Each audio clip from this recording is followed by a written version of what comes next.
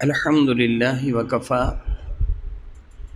والصلاة والسلام علی سید الانبیاء معد الجود والعطاء وعلی آلہ وصحبہ وبارک وسلم دائما ابدا اما بعد اعوذ باللہ من الشیطان الرجیم بسم اللہ الرحمن الرحیم انا انزلناہ فی لیلۃ القدر وما ادراک ما لیلۃ القدر لیلۃ القدر خیر من الف شہر تنزل الملائکۃ والروح فیہا بإذن ربہم من کل امر سلام ہی حتی مطلع الفجر آمنت باللہ صدق اللہ مولانا العظیم قال اللہ تبارک وتعالی جل وعلا ان اللہ وملائکتہ یصلون علی النبی یا ایہا الذین آمنوا صلوا علیہ وسلموا تسلیما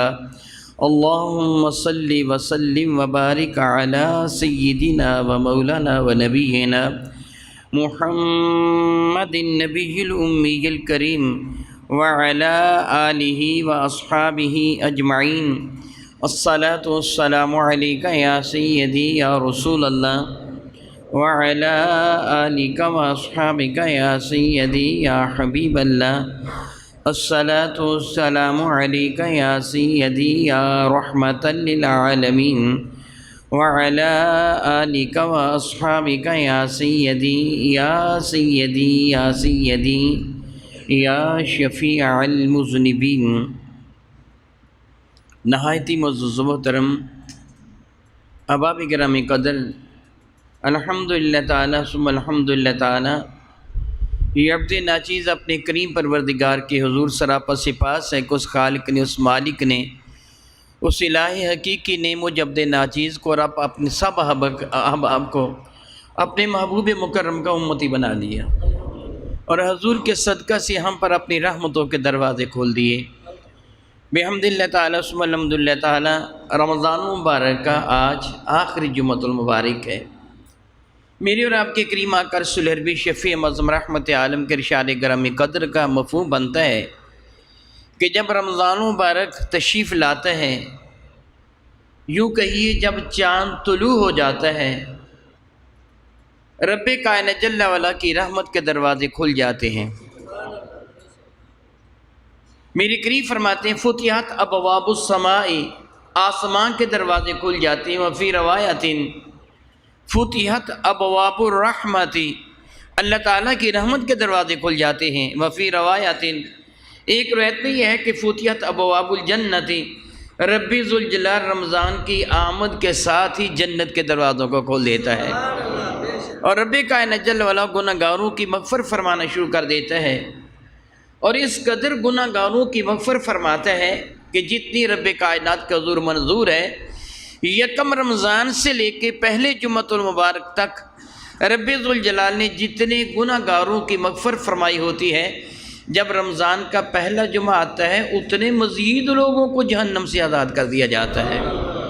گویا پہلی رمضان سے لے کے پہلے جمعہ تک جتنے لوگ، پھر اسی طرح تسلسل کے ساتھ گناہ گاروں کی مغفرت ہوتی رہتی ہے، یہاں تک کہ دوسرا جمعہ آ جاتا ہے، پھر یکم رمضان سے لے کے دوسرے جمعہ تک جتنے لوگوں کی مغفرت کی ہوتی ہے مزید اتنے لوگوں کی مغفرت فرما دی جاتی ہے، یہاں تک کہ پھر آخری جمعۃ المبارک آ جاتا ہے، اور پھر یکم رمضان سے لے کے آخری جمعۃ المبارک تک جتنے لوگوں کی مغفرت فرمائی ہوتی ہے رب کریم مزید اتنے لوگوں کی مغفرت فرما دیتا ہے۔ کوئی بڑی بات نہیں کہ رب کائنات کے حضور ان لوگوں کہ جن کی مغفرت فرمائی جانی ہے ان میں ہم ناچیز و حقیر بندوں کا نام بھی آ جائے۔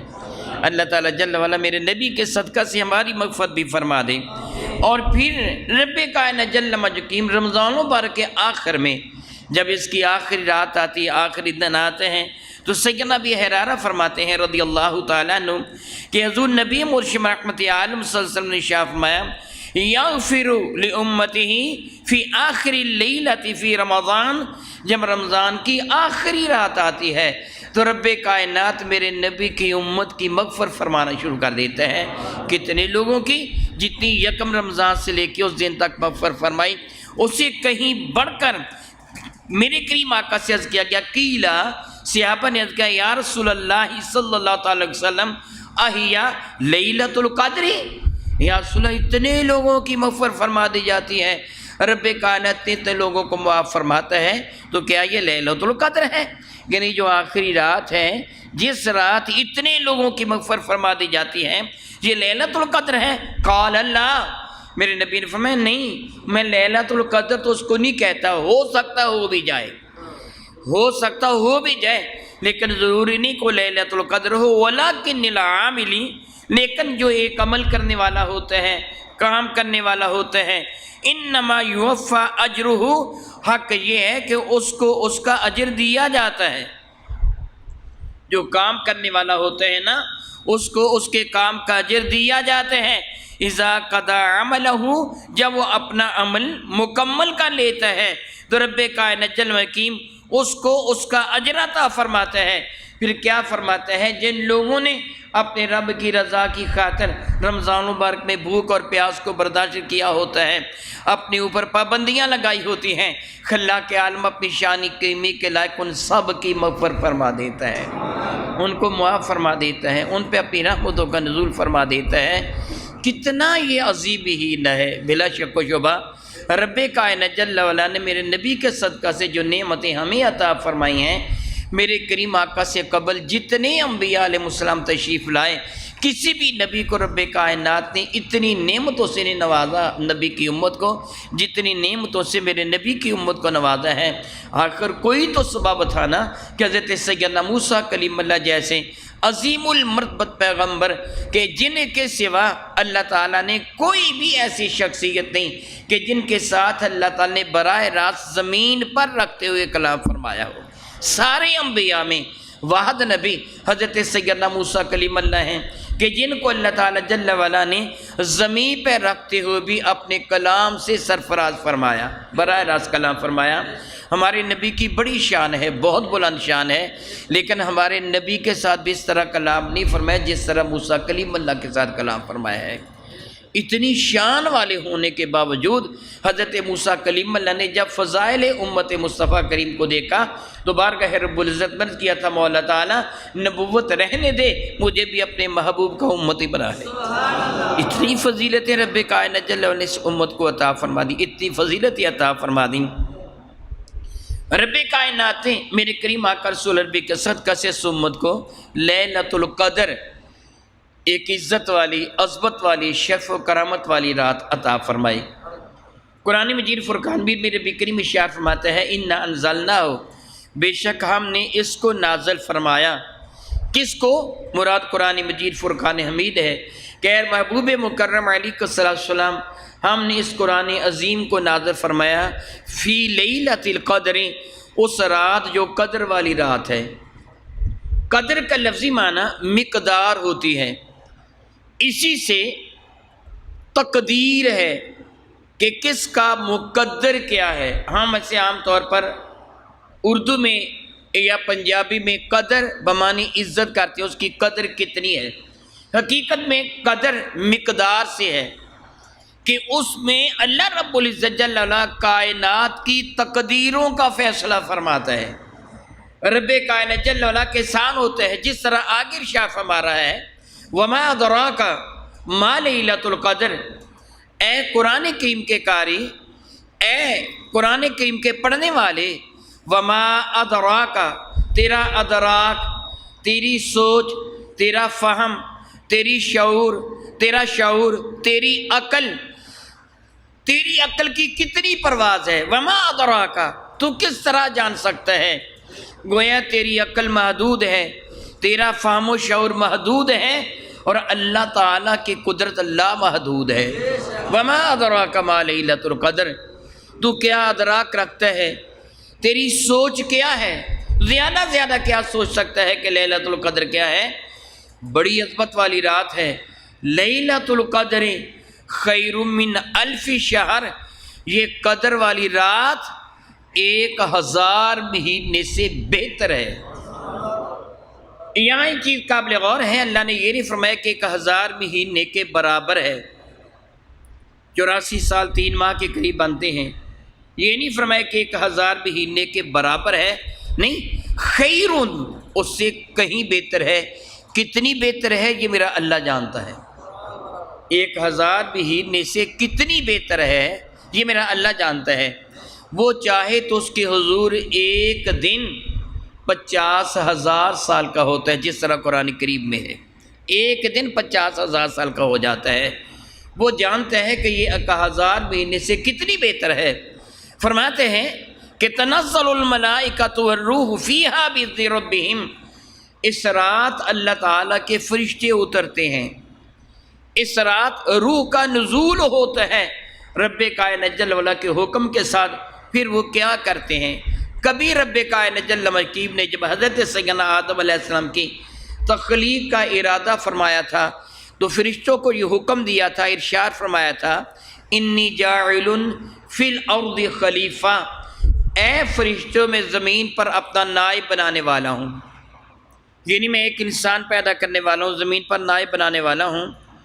ویسے میرا اور آپ کا آنا یہ تو ایک تفعیلی ہے، اصل آمد مصطفیٰ مراد ہے کہ میں زمین پر اپنا محبوب بھیجنے والا ہوں، میرے نبی کی آمد مراد ہے۔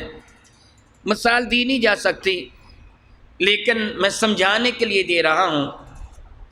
ہمارے ہاں بارات جاتی ہے، بعض دفعہ 100 200 400 600 1000 جتنے بندے بھی جائیں، وہ ساری کی ساری بارات میں اصل مقصود دولہا ہوتا ہے۔ بارات ساری تفعیلی ہے، جاتے سارے بڑے اچھے کپڑے پہن کر ہیں، ایک سے ایک بڑھ کر اپنے آپ کو سنوار کے جاتا ہے، مگر لوگ ان کو نہیں دیکھتے، ان کی توجہ کا مرکز دولہا ہوتا ہے، اور باقی سارے تفعیلی ہوتے ہیں۔ ان کو جتنا پروٹوکول ملتا ہے دولہے کی وجہ سے ملتا ہے۔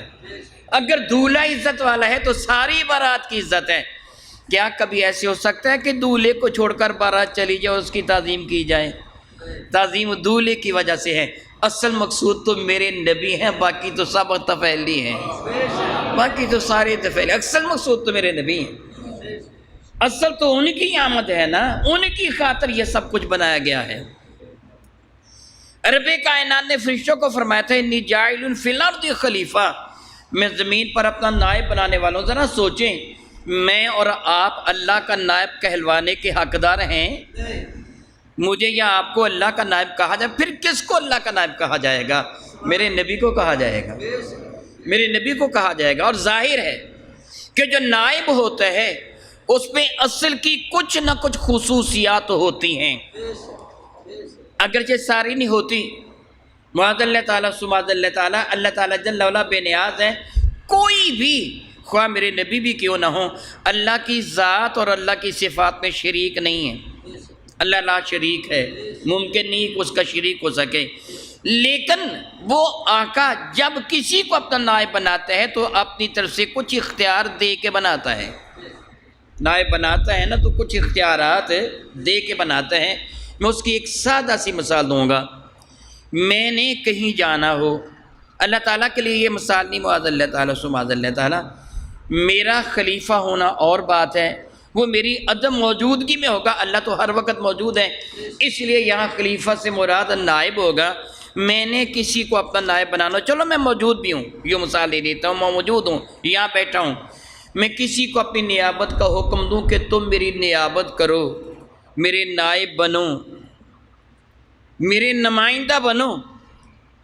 وہ جمعہ میں نے پڑھانا ہے، جمعے کے لیے میں نے میں تقریر نہیں کرتا، میں بیٹھ جاتا ہوں۔ میں کسی کو کہتا ہوں اب میری نمائندگی تم کرو، وہ کیا کرے گا؟ میری جگہ تقریر کرے گا نا؟ کیوں کرے گا؟ کوئی میرا نمائندہ ہے۔ میں کہوں خبردار، میری جگہ تم نے تقریر بھی نہیں کرنی ہے، تم نے نماز بھی نہیں پڑھانی ہے، تم نے لوگوں کو مخاطب بھی نہیں ہونا ہے، بیٹھے رہو، ویسے ہو تو میرے نمائندے۔ تو میرا نمائندہ ہوا؟ نہیں ہوا نا۔ نمائندے کو کچھ اختیار دیے جاتے ہیں جس سے پتہ چلتا ہے کہ وہ آقا کتنے اختیار والا ہے۔ میرا نمائندہ یہاں بیٹھ کر میری نمائندگی میں گفتگو کرے، اگر وہ علم و فضل کے موتی بکھیرے، تو آپ دیکھ کر خوش ہو کے کہیں گے واہ جی واہ، شاہ جی کا نمائندہ اتنا عالم دین ہے تو شاہ جی خود کتنے بڑے عالم دین ہوں گے۔ میری بات کی سمجھ آپ کو آ رہی ہے نا؟ میرا نمائندہ اگر بات بالکل معطل لچر قسم کی کریں تو آپ کہیں گے پتہ چلتا ہے وہ خود بھی شاہ جی کے پلے بھی کچھ نہیں ہے، کس کے نمائندے سے پتہ چل گیا کس کے پلے کیا ہے۔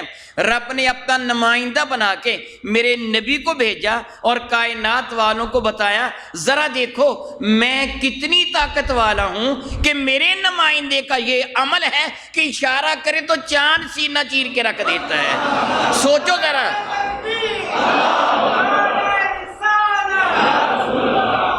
جب میرے نمائندے کی طاقت کا یہ عالم ہے تو میرے رب کی طاقت کا عالم کیا ہوگا؟ نمائندہ اصل کی طاقت کا مظہر ہوا کرتا ہے، اس لیے تو میرے کریم آقا رسول اللہ شفیع معظم رحمت کون و مکان نے معجزہ دکھائے۔ تفصیل میں زیادہ جاؤں گا تو میرا اصل موضوع رہ جائے گا۔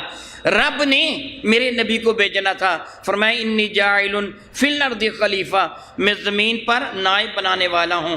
تو فرشتوں نے عرض کیا، قالوا، انہوں نے عرض کیا، اتجعل فیہا من یفسد فیہا ویسفک الدماء، انہوں نے ہمیں دیکھا تھا، انہوں نے ہماری کرتوتوں کو دیکھا تھا، ان کے سامنے رب نے اس کو عیاں فرما دیا تھا۔ انہوں نے کہا کہ کیا تو اس انسان کو پیدا کرے گا جو زمین میں فتنہ پھیلائے گا، فساد کرے گا، لڑائی کرے گا، جھگڑے کرے گا؟ تو اللہ نے ایک جملہ کہہ کے ان کو چپ کروا دیا، انی اعلم ما لا تعلمون، فرشتوں تم نے ایک تصویر کا رخ دیکھا ہے، میں جانتا ہوں تم نہیں جانتے۔ محض وہ لڑائی جھگڑے ہی کرنے والے نہ ہوں گے بلکہ کچھ اور بھی ہوں گے، میرے نبی کے غلام بھی ہوں گے۔ اب لیلۃ القدر آتی ہے تو تنزل الملائکۃ والروح، اللہ فرشتوں کو بھیجتا ہے اور روح کو بھیجتا ہے۔ میرے اور آپ کے کریم آقا تاجدار عرب و عجم شفیع معظم رحمت عالم نے اس کی تفسیر بیان فرمائی۔ یاد رکھیے بہترین تفسیر وہ ہے قرآن کریم کی جو قرآن کریم خود قرآن کریم کی فرماتا ہے۔ جس طرح لیلۃ القدر کی فرمائی، وما ادراک ما لیلۃ القدر، لیلۃ القدر کیا ہے تو نہیں جانتا؟ لیلۃ القدر خیر من الف شہر تنزل الملائکۃ والروح، یہ لیلۃ القدر کی تفسیر قرآن بیان فرما رہا ہے کہ لیلۃ القدر کیا ہے، وہ 1000 مہینے سے افضل ہے۔ اس رات میں اللہ تعالیٰ کی جانب سے فرشتے بھی اترتے ہیں اور روح بھی اترتی ہے، اللہ کی رحمت نازل ہوتی رہتی ہے۔ کب تک؟ یہاں تک کہ وہ فجر طلوع ہو جاتی ہے۔ یہ تفسیر بیان فرمائی ہے کہ لیلۃ القدر کیا ہے۔ میرے نبی نے پھر اس کی مزید تفسیر فرمائی۔ قرآن کے بعد اعلیٰ ترین تفسیر وہ ہے جو زبان مصطفیٰ کریم سے ادا ہوئی، جو میرے نبی نے تفسیر فرمائی، کس طرح وہ فرشتے اترتے ہیں، کیا ہوتا ہے لیلۃ القدر میں۔ سیدنا انس بن مالک رضی اللہ تعالیٰ عنہ ارشاد فرماتے ہیں کہ قال رسول اللہ صلی اللہ علیہ وسلم، میرے اور آپ کے کریم آقا حضور رسول مرشد رحمت عالم صلی اللہ تعالی وسلم نے ارشاد گرامی قدر فرمایا، اذا کان لیلۃ القدر نزل جبریل علیہ الصلاۃ والسلام، جب لیلۃ القدر ہوتی ہے تو اللہ تعالیٰ جل وعلا کے حکم سے جبریل امین زمین پر اترتے ہیں۔ وہ فرشتہ جو انبیاء علیہ السلام کی خدمت میں حاضر ہوا کرتا تھا، وہ فرشتہ جو دوسرے فرشتوں کا سردار ہے، سید الملائکہ ہے، دوسرے فرشتوں کا سردار ہے، حضرت سیدنا جبریل امین اترتے ہیں۔ فی قبقبۃ من الملائکۃ، تنہا نہیں اترتے بلکہ فرشتوں کے بہت بڑے لشکر کے ساتھ اترتے ہیں۔ جبریل امین آتے ہیں اور فرشتوں کی معیت میں آتے ہیں، یصلون علی کل عبد قائم اور قاعد، اور وہ صلات بھیجتے ہیں۔ کیا کرتے ہیں بھلا؟ اللہ اکبر اللہ اکبر اللہ اکبر، کتنا مرتبہ بلند ہو جاتا ہے ایمان والے کا۔ یاد رکھیے جب اللہ رب العزت جل وعلا کی جانب لفظ صلات کی نسبت ہو، جس طرح ان اللہ و ملائکتہ یصلون علی النبی، کہ اللہ بھی صلات بھیجتا ہے نبی رحمت صلی اللہ علیہ وسلم پر، تو اس کا معنی ہوتا ہے نزول رحمت، یعنی اللہ تعالیٰ اپنی رحمت کا نزول فرماتا ہے میرے نبی پر۔ جس طرح شب معراج جب میرے کریم آقا رسول اللہ شفیع معظم رحمت عالم حریم ناز میں حاضر ہو رہے تھے تو ارشاد ہوا تھا کہ یا محمد ان ربک یصلی علیک، اے محبوب مکرم ٹھہر جائیے، آپ کا رب آپ پر بے پایاں رحمتوں کا نزول فرما رہا ہے۔ میں نہیں مثال دے سکتا، ممکن ہی نہیں ہے مثال دینا۔ جس طرح کوئی آدمی بارش میں کھڑا ہو، تیز بارش ہو رہی ہو، ایک آدمی کھڑا ہو جائے، آپ اس پر پھولوں کی پتیوں کی بارش کریں، ایک آدمی پر وہ بارش ہوتی ہے نا، میں نہیں جانتا، میرا اللہ جانتا ہے کہ میرے نبی پر ہمہ وقت رحمتوں کی کتنی بارش ہوتی رہتی ہے، کتنی بارش ہوتی رہتی ہے۔ رب نے ارشاد فرماتے ہیں کہ اللہ اس پر صلات بھیجتا ہے، یعنی ہمیشہ رحمت نازل فرماتا رہتا ہے۔ لیکن جب لفظ صلات کی نسبت اللہ کے سوا کسی اور کی جانب کی جائے، خواہ وہ فرشتوں کی طرف ہو یا انسانوں کی طرف، یعنی یہ جس طرح وہ ملائکۃ یصلون، اور فرشتے بھی صلات بھیجتے ہیں، ایمان والو تم بھی صلات بھیجو۔ جب ہم اپنی جانب نسبت کریں گے، ہم نے نبی پر صلات کو بھیجا یا فرشتوں نے صلات بھیجی، تو معنی ہوگا دعائے رحمت کرنا، یعنی اللہ کی حضور دعا کرنا کہ اے اللہ تعالیٰ تو رحمت نازل فرما، کیونکہ رحمتیں تو اللہ ہی نازل فرماتا ہے، اے اللہ تو رحمت نازل فرما۔ تو اب اس جگہ مراد کیا ہوگا؟ یصلون، وہ فرشتے دعائے رحمت کرتے ہیں، وہ فرشتے صلات بھیجتے ہیں، یعنی دعائے رحمت کرتے ہیں۔ کس پر؟ علی کل عابد، ہر بندے پر، قائمن، وہ کھڑا ہو، اور قاعد، یا بیٹھا ہو، یذکر اللہ عز وجل، جو اللہ کا ذکر کر رہا ہوتا ہے، فرشتے ان پہ اللہ تعالیٰ کی جانب سے رحمتوں کی دعا کرتے ہیں، اے اللہ ان بندوں پہ اپنی رحمت نازل فرما۔ گویا اللہ نے فرشتوں کو اس لیے بھیجا کہ تم کہتے تھے وہ لڑائی جھگڑے کرنے والے ہوں گے، ذرا زمین پر چکر لگا کے دیکھو، سارے لڑائی جھگڑے ہی کرنے والے ہیں یا میرے نبی کے غلام بھی ہیں، میرا ذکر بھی کر رہے ہیں؟ پھر میرے اور آپ کے کریم آقا تاجدار عرب و جم شفیع معظم رحمت عالم صلی اللہ علیہ وسلم ارشاد فرماتے ہیں فرشتے ان سے مصافحہ کرتے ہیں یا فرشتے ان سے معانقہ کرتے ہیں۔ مصافحہ کا معنی ہوتا ہے ہاتھوں کا ملانا، اور معانقہ کہتے ہیں گلے ملنے کو۔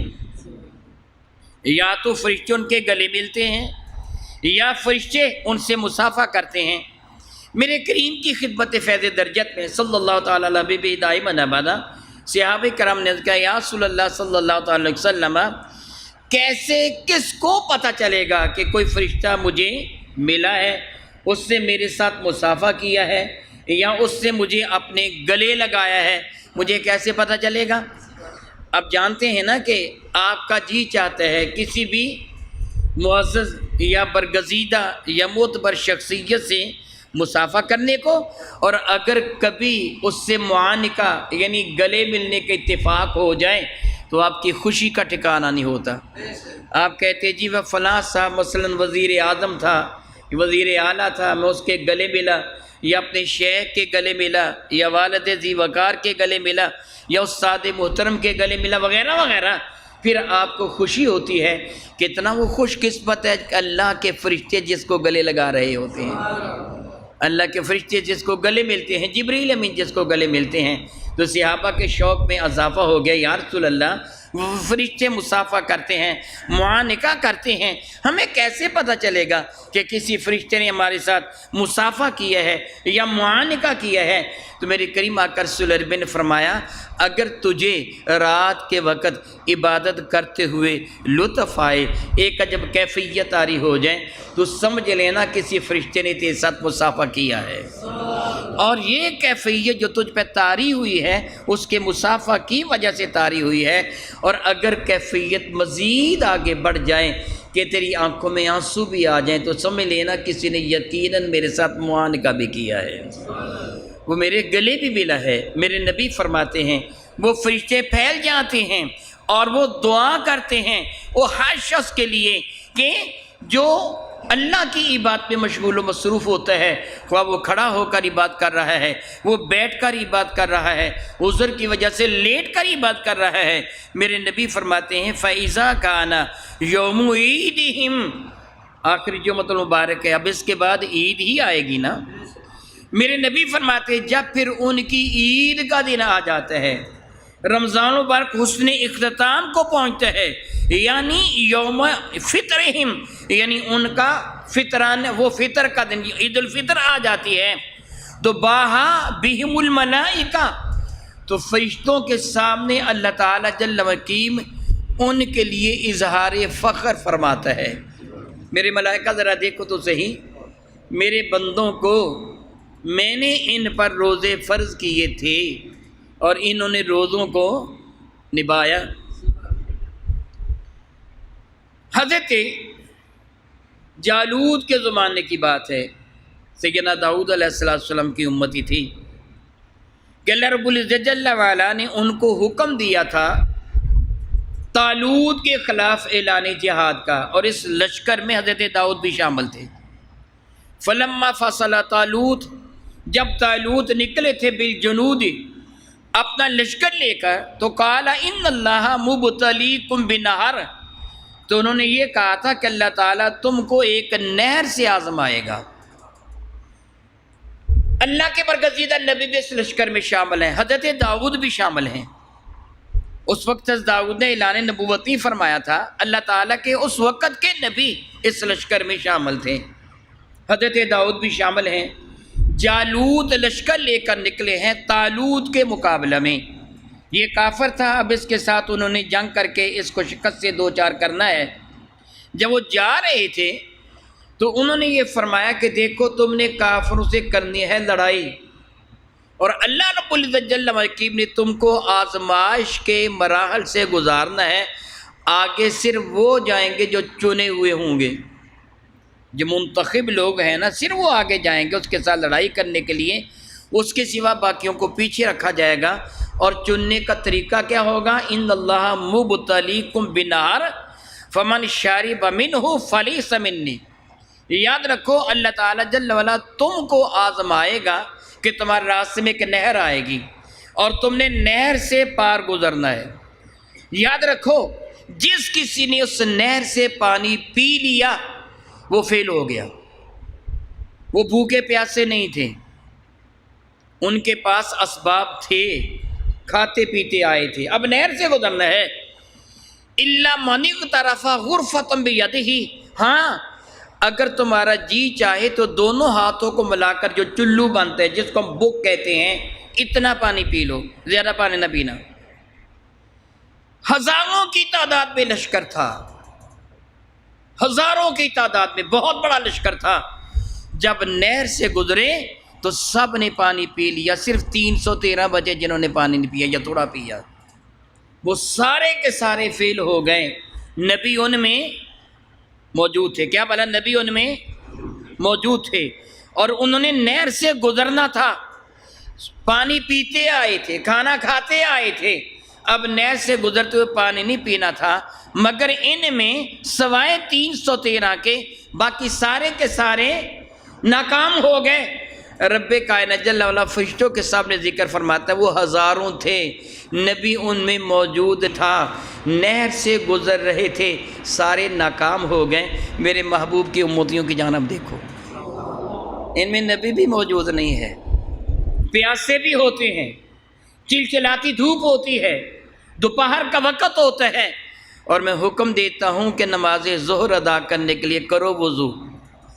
یہ وضو کرنے کے لیے بیٹھتے ہیں، نہر سے گزر نہیں رہے ہوتے، بلکہ کیا کرتے ہیں، چلو پانی کا بھرتے ہیں، اپنے منہ میں ڈالتے ہیں اور منہ میں گھماتے ہیں، حلق خشک ہوتا ہے، کانٹا بنا ہوا ہوتا ہے، پیاس کی شدت ہوتی ہے، کیا مجال ہے کہ ایک قطرہ بھی پانی کا حلق سے نیچے اترنے دیں۔ دیکھا میرے محبوب کے امتیوں کو، وہ قوم تھی کہ نہر سے گزرتے ہوئے سب نے پانی پی لیا، 313 تھے جنہوں نے تھوڑا پیا، یعنی ایک لپ یا بک آپ کہہ لیں پنجابی میں، اتنا پیا انہوں نے بھی، لیکن باقیوں نے خوب پیٹ بھر کے پی لیا، وہ سارے کے سارے ہلاک ہو گئے۔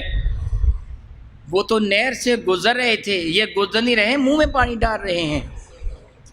میں ان کو حکم دیتا ہوں پانی نکال دینا، کسی کو کیا پتا کہ منہ میں جتنا ڈالا تھا سارا نکلا ہے یا آدھا نکلا ہے، نکال دیتے ہیں، شیطان کو ذلیل کر دیتے ہیں۔ شیطان وہ خبیث، دیکھ ہم اس قدر امتحان میں کامیاب ہو رہے ہیں کہ منہ میں پانی ڈال کر نکال رہے ہیں، رب شیطان کو ذلیل کرنے کے لیے فرماتا دوبارہ پھر منہ میں پانی ڈال، ہم دوبارہ پھر کلی کا لیتے ہیں، 3 مرتبہ کلی کرتے ہیں، کیا مجال ہے کہ قطرہ بھی پانی کا حلق سے نیچے اترنے دیں؟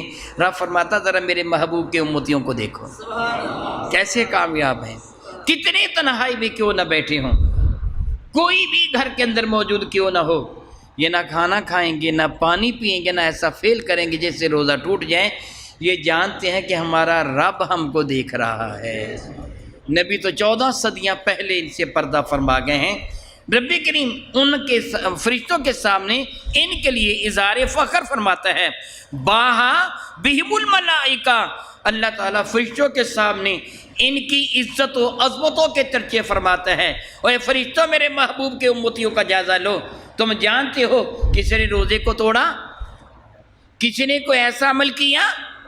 پھر فرماتا ہے فرشتوں فقالا، ارشاد گرامی قدر فرماتا ہے اے میرے فرشتوں، یا ملائکتی، میرے فرشتوں، ما جزاؤ اجیرن وفا عملہ، مجھے بتاؤ یہ جو 1 مہینہ بھر میری رضا کی خاطر، گھر میں کھانا تھا، پانی تھا، سب کچھ تھا، انہوں نے اپنے اوپر پابندیاں عائد کیے رکھیں، اب مجھے بتاؤ جو اپنا عمل پورا کر لے، جو اپنی پابندیوں کو اپنا لے، پوری کر لے، اس کا اجر کیا ہونا چاہیے؟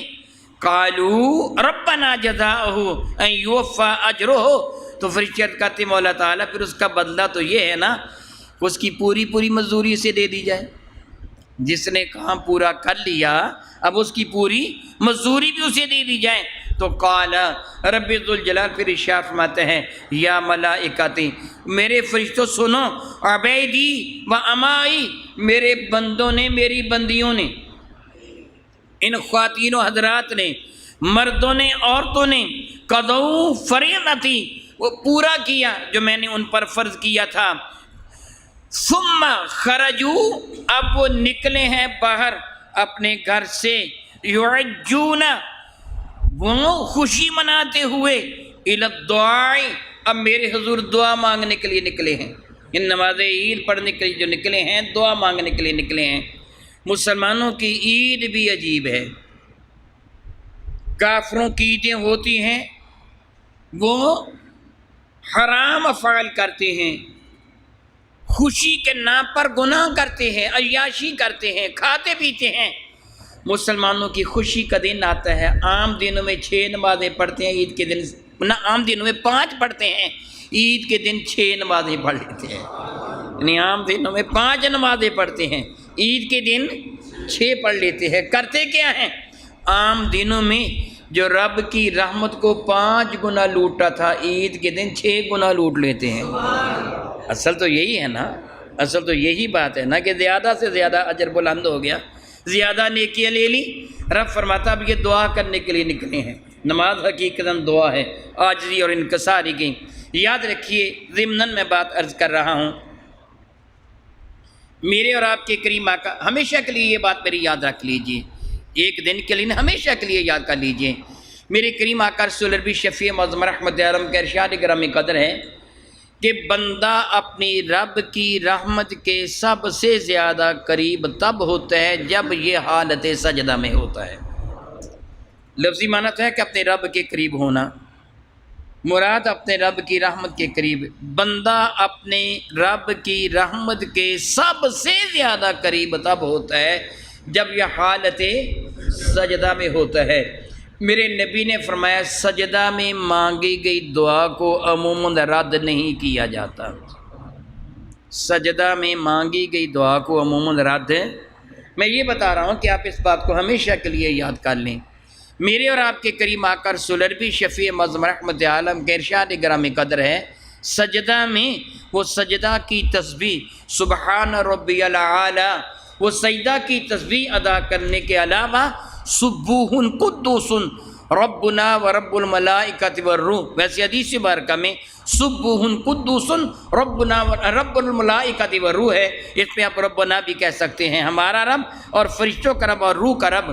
یہ پڑھ کر آپ اپنے مقاصد کے لیے نیک دعا مانگ سکتے ہیں، بالخصوص وہ نماز جو نماز نفل ہے۔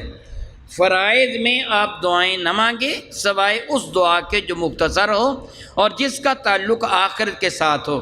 ان میں اعلیٰ ترین دعا ربنا آتنا فی الدنیا حسنہ وفی الآخرۃ حسنہ وقنا عذاب النار ہے۔ اس کا معنی ذہن میں رکھیں، ربنا آتنا فی الدنیا حسنہ، اے اللہ تعالیٰ جل والا مجھے دنیا کی ساری اچھی چیزیں عطا فرما دے۔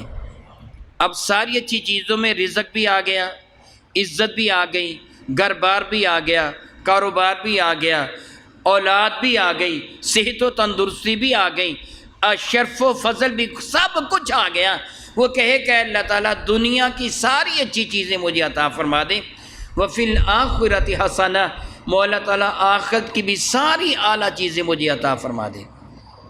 آخرت کی ساری اعلیٰ چیزیں آپ جانتے ہیں کہ قیامت کے دن نام اعمال کا دائیں ہاتھ میں آ جانا، میزان عدل پر عزت و عظمت کا آ جانا۔ بلکہ یہاں میں ایک بات عرض کروں گا، میرے اور آپ کے کریم آقا رسول ربی کا ارشاد گرامی قدر ہے، جس کسی کا حساب ہو گیا وہ بندہ پھنس گیا، کوئی بھی اپنے حساب میں پورا نہیں اتر سکے گا، ممکن نہیں ہے۔ یہ بات خارج از امکان ہے کہ کسی بندے کا حساب لیا جائے وہ اپنے حساب میں پورا اترے۔ جس کی بھی بخشش ہوگی اللہ کی رحمت کی وجہ سے ہوگی، اپنے حساب و کتاب کی وجہ سے نہیں، ہماری نیکیوں کی وجہ سے نہیں، جس کی بھی بخشش ہوگی اللہ کی رحمت کی وجہ سے ہوگی۔ اس لیے آپ اس وقت دعا یہ بھی کریں کہ اللہ تعالیٰ جل وعلا مجھے میرا حساب نہ لینا، بغیر حساب ہی کہ مجھے میرے معاف فرما دینا، میرا حساب نہ لینا، یہ آپ دعا کر سکتے ہیں۔ یہ بھی ربنا آتنا فی الدنیا میں شامل ہے کہ آخرت کی بھلائی چیزیں عطا فرما دیں، یعنی بغیر حساب و کتاب کے مجھ کو جنت عطا فرما دیں۔ وقنا عذاب النار، مجھے آگ کے عذاب سے بچا لیں۔ دوسری دعا میں نے پہلے عرض کیا ہے کہ ان باتوں کو آپ یاد رکھ لیں۔ میری تقریر کا یہ نہیں کہ میں وہ محاورتاً تقریر کرتا ہوں جی ٹھیک ہے وقت صرف کرنا، نہیں، میں آپ کی اصلاح کر رہا ہوں۔ میری اور آپ کی ماں سیدہ زاہدہ طیبہ طاہرہ عائشہ صدیقہ رضی اللہ تعالیٰ عنہ نے میرے نبی سے سوال کیا تھا صلی اللہ تعالیٰ علی حبیبہ وبارک وسلم دائما ابدا، یا رسول اللہ صلی اللہ تعالیٰ علیہ وسلم مجھے ارشاد فرمائیے اگر مجھے زندگی میں لیلۃ القدر مل جائے تو میں کون سی دعا مانگوں؟ یعنی وہ لمحات مجھے میسر آ جائیں کہ جن لمحات میں مانگے گی دعا کو رد نہیں کیا جاتا، میں کون سی دعا مانگوں؟ تو میرے نبی نے فرمایا تھا یہ دعا مانگنا، اللہم انک عفو تحب العفو فاعف عنی، اے اللہ تعالیٰ تو معاف فرمانے کو، عافیت عطا کرنے کو مولا تعالیٰ جل وعلا پسند فرماتا ہے، مولا تعالیٰ مجھے عافیت عطا کر دے۔ میرے کریم آقا علیہ السلام کا ارشاد گرامی قدر ہے، جس کو عافیت عطا کر دی گئی اس کو کائنات کا سب کچھ عطا کر دیا گیا۔ اس لیے آپ جی چاہے تو جب نوافل ادا کریں، جتنے دن باقی ہیں، ابھی جتنے دن باقی ہیں ان دنوں میں بالخصوص، آئندہ پوری زندگی بالعموم جب نوافل ادا کریں تو نوافل کے سجدہ میں جا کر سجدے کی تسبیح پڑھنے کے علاوہ آپ جو بھی جائز دعا ہو وہ مانگ سکتے ہیں، بالخصوص ربنا آتنا فی الدنیا، اور یہ دعا اللہم انک عفو، اس کو یوں بھی پڑھ سکتے ہیں اللہم انک عفو کریم تحب العفو فاعف عنی یا غفور یا غفور یا غفور۔ لیکن اگر امام دعا مانگے فاعف عنی نہیں کہے گا بلکہ فاعف عنا، اے اللہ تعالی ہم سب کو معاف فرما دے، امام جمع کا صیغہ بولے گا۔ تو میں کہہ رہا تھا کہ جب یہ بندے دعا مانگنے کے لیے، نماز دعا ہے، عیدگاہ کی طرف جاتے ہیں تو رب کریم ارشاد گرامی قدر فرماتے ہیں کہ اے میرے ملائکہ، یہ میرے بندے نماز عید الفطر ادا کرنے کے لیے جا رہے ہیں اور انہوں نے رمضان مبارک کے روزے رکھے تھے، میری عبادت کی تھی، اب سنو اے فرشتوں، وعزتی و جلالی، میں اللہ قسم اٹھاتا ہوں اپنی عزت کی کہ مجھے قسم ہے میری عزت کی، وجلالی قسم ہے مجھ کو میرے جلال کی، وکرمی مجھ کو قسم ہے میری شان کریمی کی۔ اللہ اکبر اللہ اکبر اللہ اکبر۔ میں اللہ تعالیٰ کے لیے جملے نہیں کہہ سکتا، میں اپنے لیے اور تمہارے لیے یہ کہہ رہا ہوں۔ عربی میں سخاوت کے لیے جواد اور کریم یہ دونوں الفاظ استعمال کیے جاتے ہیں۔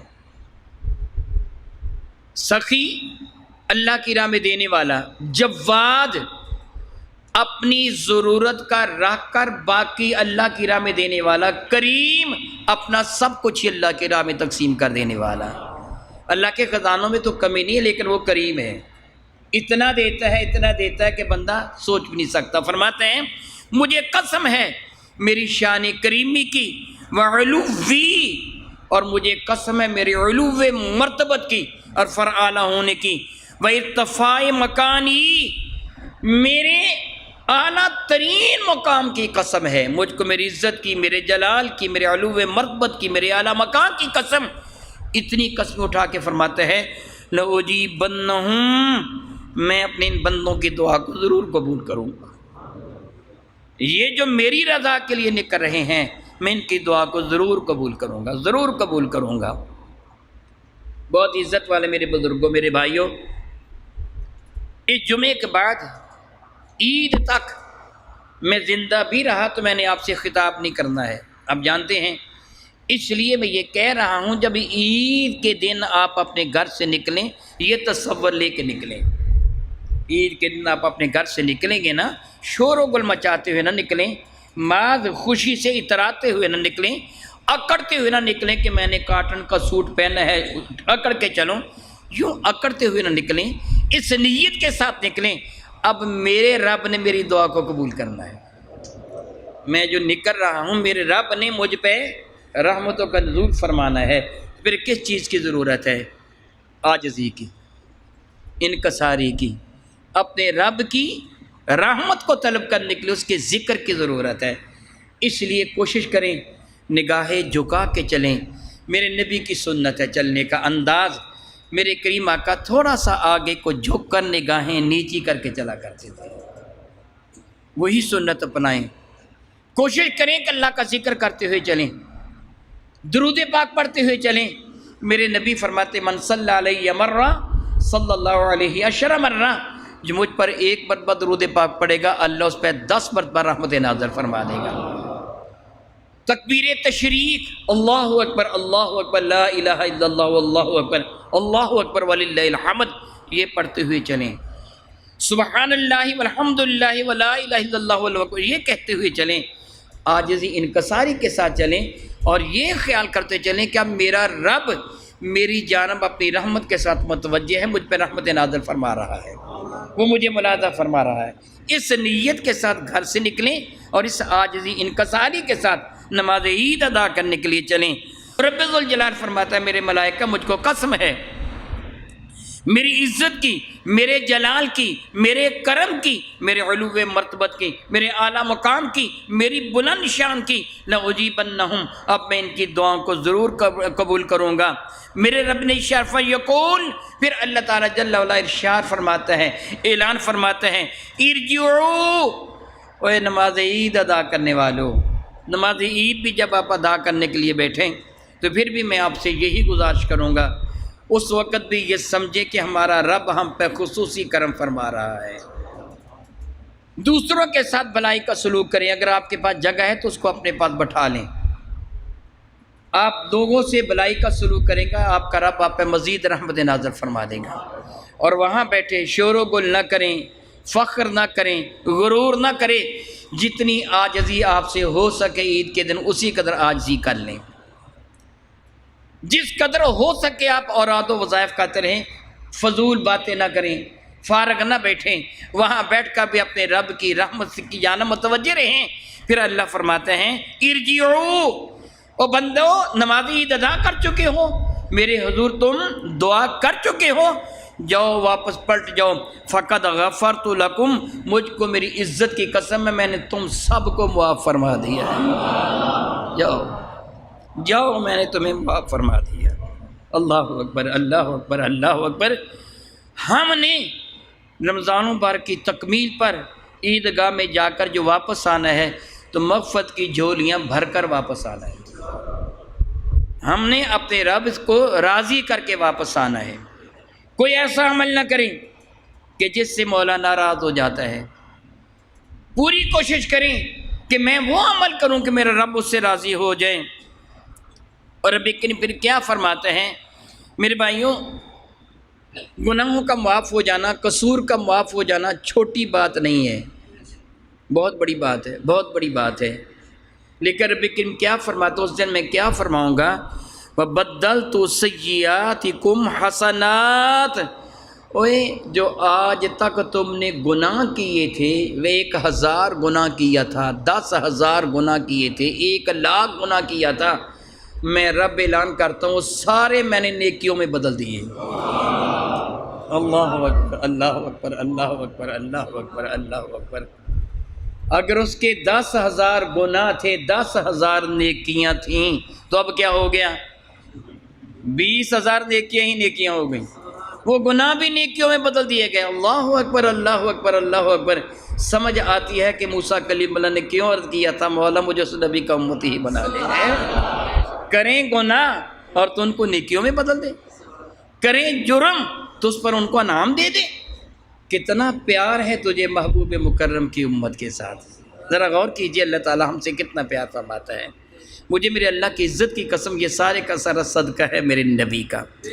رب ذوالجلال ارشاد فرماتا ہے کہ میں یہ کہہ دیتا ہوں کہ بدلت لکم، میں نے تمہارے لیے سیئاتکم حسنات، میں نے تبدیل کر دیے ہیں سیئاتکم تمہارے گناہوں کو حسنات نیکیوں میں۔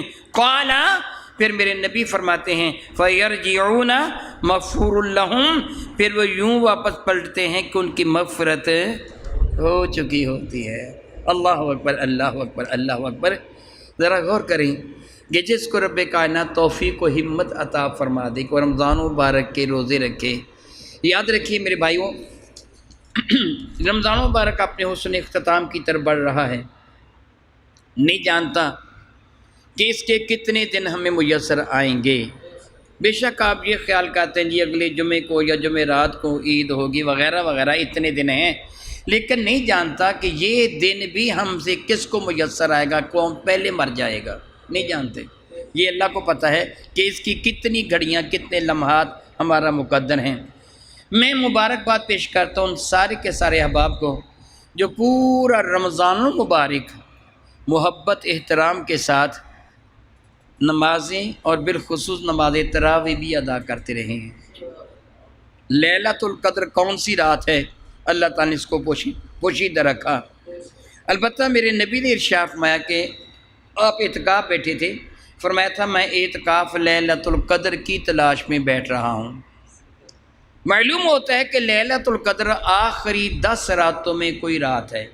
ایک روایت میں سیدنا ابی ذر غفاری کی روایت میں ہے کہ تاک راتوں میں سے کوئی رات ہے، کوئی بھی رات ہو سارے رمضان میں، اگر آپ روزانہ پابندی کے ساتھ نماز ادا کرتے رہے ہیں اور نماز تراویح بھی ادا کرتے رہے ہیں تو انشاءاللہ تعالیٰ کوئی رات تو لیلۃ القدر ہوگی ہی نا، کوئی نہ کوئی رات تو لیلۃ القدر ہے نا۔ پھر اگر اللہ تعالیٰ نے آپ کو مزید توفیق و ہمت عطا فرمائی تھی کہ آپ صبح سویرے اٹھ جاتے تھے سحری کرنے کے لیے، اسی بہانے چلو 2 رکعت نماز نفل ادا کر لیتے تھے تہجد کے، پھر وہ رات بھی تو لیلۃ القدر کی ہو سکتی ہے نا جس رات آپ نے نماز تہجد ادا کی تھی۔ یاد رکھیے نماز تہجد کے کم از کم 2 نفل ہیں، 2 رکعتیں، آپ سنت بھی کہہ سکتے ہیں کہ میرے نبی کی سنت ہے، کم از کم 2 رکعتیں ہیں، اور عام طور پر میرے نبی نے 8 رکعتیں ادا کی ہیں۔ جو زائد کر لیں فمن تطوع فہو خیر اللہ، جو جتنی زیادہ نیکی کرے گا درجہ اسی قدر زیادہ بڑھ جائے گا۔ اگر آپ 8 رکعتیں ادا نہ بھی کر سکیں، اللہ تعالیٰ توفیق دیں، تو کم از کم 2 رکعتیں تو ادا کی جا سکتی ہے نا۔ چلو اگر اللہ زندگی دے جتنے دن باقی ہیں اتنے دن تو ہم کر سکتے ہیں، کیا جانے کیا عجب ہے ان راتوں میں کوئی رات لیلۃ القدر کی رات ہو، ہمارا مقدر سنور جائے، ہم پہ رب کائنات جل وعلا کی رحمتوں کا نزول ہو جائیں۔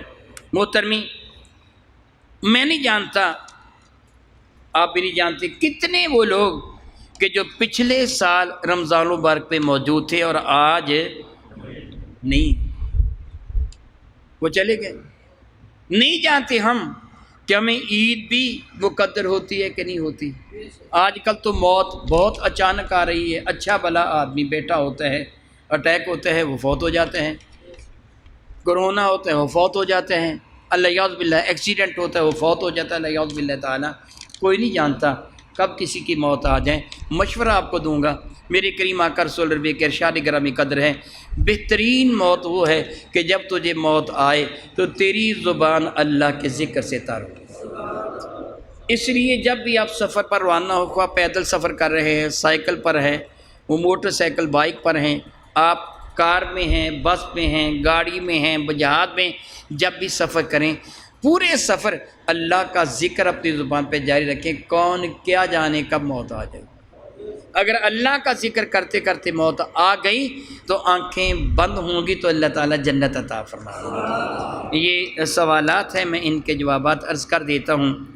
80 سال سے زائد عمر کی بیوہ کی عدت کتنی ہے اور اس پر پابندیاں کیسی ہوں گی؟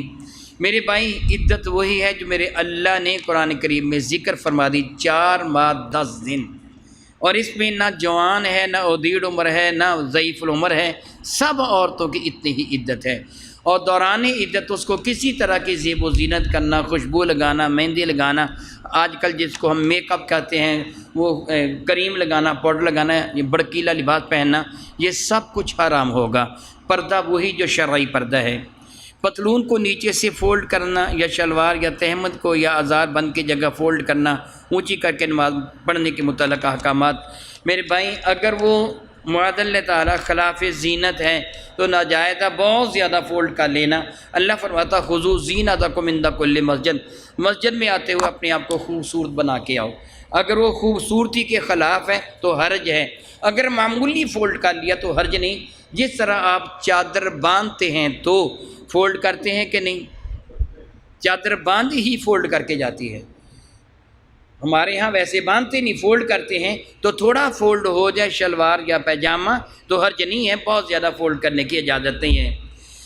ذمہ داری ہوتی ہے ایک عالم دین ہونے کی حیثیت سے کہ اگر کوئی غلطی دیکھی جائے تو اس کا ازالہ کر دیا جائے۔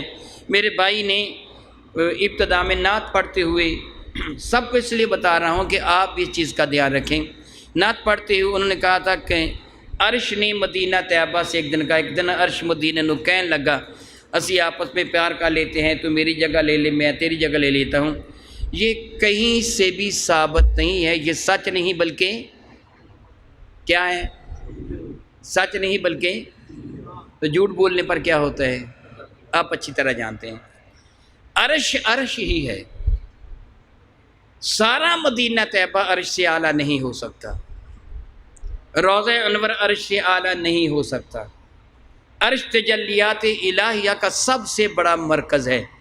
شب معراج میرے کریم آقا عرش پر ہی گئے تھے، مدینہ چھوڑ کر گئے تھے، مکہ چھوڑ کر گئے تھے۔ عرش عرش ہے، معاذ اللہ تعالیٰ اس کی توہین نہ کی جائے۔ ہاں البتہ علماء فرماتے ہیں کہ قبر انور کی وہ جگہ جس جگہ میرے نبی لیٹے ہوئے ہیں اور وہ حصہ میرے نبی کے جسم انور سے مس ہے، وہ کائنات کی ساری چیزوں سے اعلیٰ ہے۔ یہ فرماتے صرف وہ جگہ جس جگہ میرے نبی تشریف فرمائیں اور وہ جگہ میرے کریم آقا کے جسم انور سے مس ہے، وہ جگہ کائنات کی ساری جگہوں سے اعلیٰ ہے، وگرنہ مدینہ طیبہ عرش سے اعلیٰ نہیں ہے۔ اور بعض بندے غصے میں آ کے کہہ دیتے ہیں مجھے جنتی چاہیے، مجھے مدینہ چاہیے۔ یاد رکھیے مدینہ کیوں پیارا ہے؟ میں آپ سے پوچھتا ہوں، حضور کی وجہ سے؟ میرے نبی تو جنت میں ہوں گے، تجھے جنت چاہیے ہی نہیں، تو کہتا مجھے جنت نہیں چاہیے، مجھے مدینہ چاہیے۔ رضوان سنبھالے اپنی جنت کو، میں تو مدینہ چاہتا ہوں۔ تو مدینے والے تو جنت میں ہوں گے، تو جنت میں جانا نہیں چاہتا، تو پھر تو کہاں جانا چاہتا ہے؟ یعنی بعض وہ اشعار ہوتے ہیں جو شرعاً جائز نہیں۔ اللہ تعالی ہمیں سمجھ کی توفیق عطا فرمائے، آمین۔ وآخر دعوانا الحمدللہ رب العالمین۔